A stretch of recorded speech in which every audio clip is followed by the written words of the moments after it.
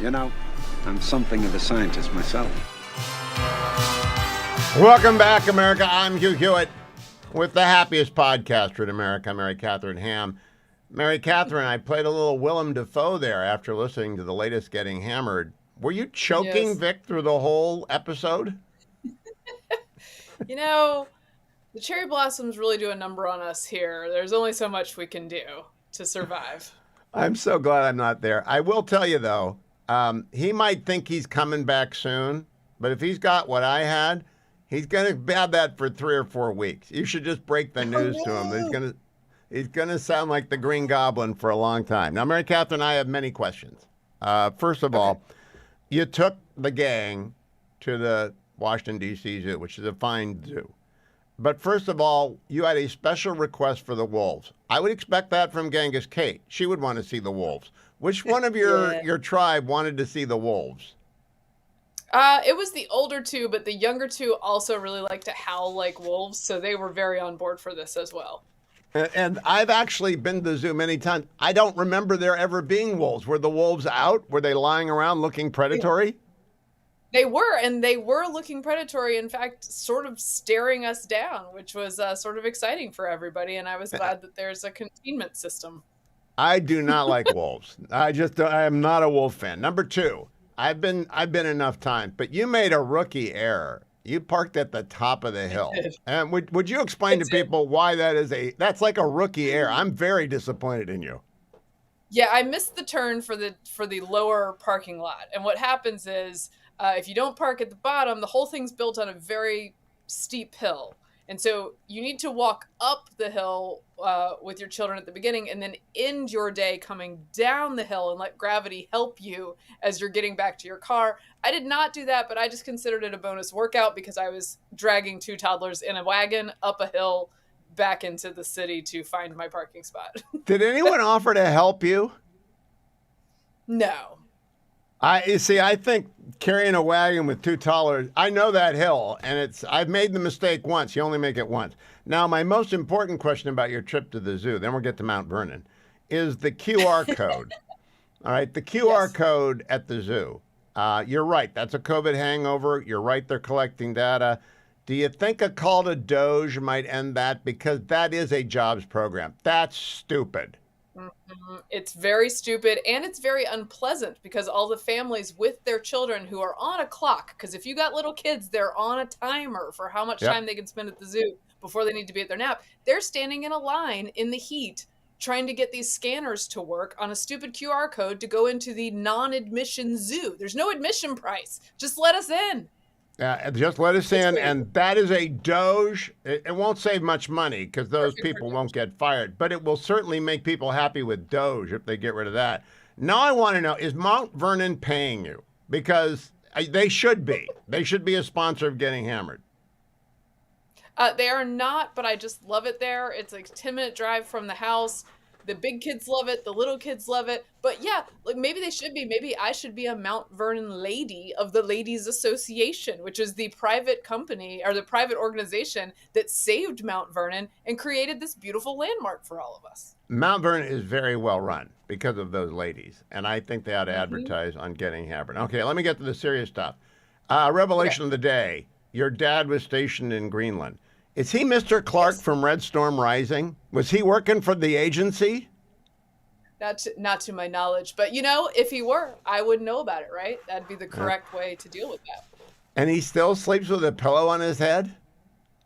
I haven't fact checked that in a while, but when I was a kid, he definitely slept with a pillow over his head because in Thule, Greenland, for many years, he was there and he was living in the land of the midnight sun, and he had to block out all the light, and that's how he did it. All right, now I want to go back to Tootsie, not to talk about Tootsie. Tootsie came up at the Hewitt household when I was under the weather like Vic. We went for an oldie but goodie, The Sting. Have you watched The Sting in 40 years? It's been a very long time since I've watched The Sting. All right, The Sting was 2 hours and 10 minutes long, which is, that's a long time for a movie these days. How long is Tootsie? Is Tootsie a long movie? I don't think it's super long. I think it's normal comedy length.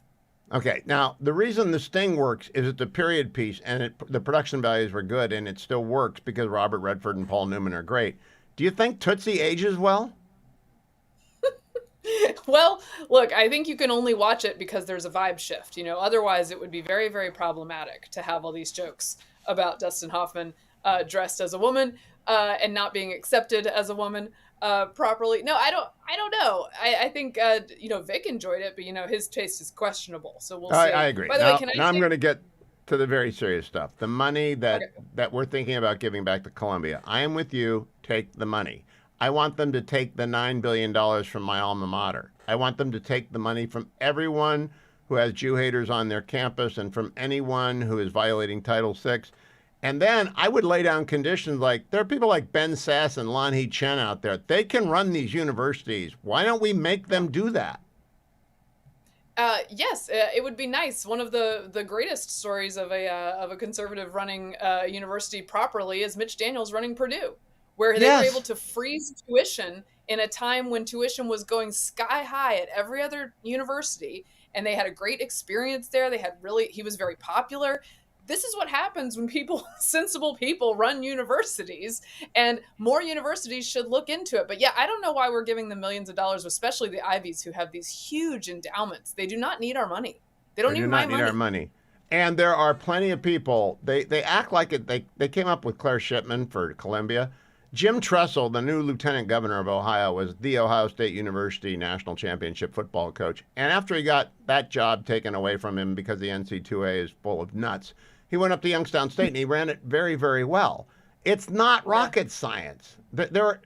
Could you make a list over the course of a day of 50 conservatives who could run a university? Sure, because it's as long as you're a grown up who maybe has a little bit of managerial experience and is not ideologically captured by 20 something woke warriors, like you could probably do a much better job than what we're seeing. Like the bar's fairly low to be fair, but I think we have some people who could exceed it by a long shot. And not only that, stick around with me through the break so we can put this on. I don't believe that's what the problem is, the presidents. The problem is the faculty. And the problem with the faculty can be solved by giving them, not firing them, just permanent leave. We're going to pay you off forever till you retire. We got enough money to do that. You're all gone. No need to come back. I'll ask Mary Katharine what she thinks about the Hugh solution right after this. So I'm back with Mary Katharine Ham. Mary Katharine, the problem with these universities is that their faculties are not just left-wing. They're very, very left-wing. And there aren't any conservatives. Like the Harvard Crimson did a survey that showed 1% identified as actual real conservatives. I think that's overstating it. They could just send everyone home. They have enough money to replace the entire faculty. I think that's a true statement. Do you think that's a true statement? I think that's probably a true statement. I think the issue is even if the presidents aren't as crazy as the faculty, the presidents, I don't think you can replace the faculty with anybody who's not liberal. I don't think they think of education that way at all. Even neutral to like center-right moderates on a campus as a faculty member have to just zip it up, and if they don't, are often punished for it. So I don't believe if you magically got all the professors out, would you actually replace them with anybody worth a dang? I don't know. You could find them. They are out there. You could call Larry Arnn and find out his PhDs and repopulate, not everyone conservative, but a significant, my undergraduate years, which are a long time ago, there were lots of conservatives running around Cambridge. I don't know about the University of Georgia. Insane. Just Right. not insane would be great.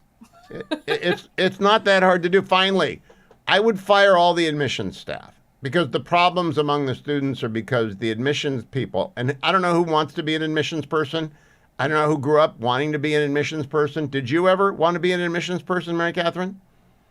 No, but I'm sure there's a power trip involved. I saw an old NBC article from 2020 that was like that I had forgotten this insane story where someone got into an Ivy League with an essay that was just Black Lives Matter like 1,000 times written down. Like the signaling over actual substance is a problem. And I know many of these students are accomplished and smart and they check a bunch of boxes, but I do think Barry Weiss has talked about hiring or admitting for courage. Right? People who are not afraid to think differently, who are not afraid to speak out.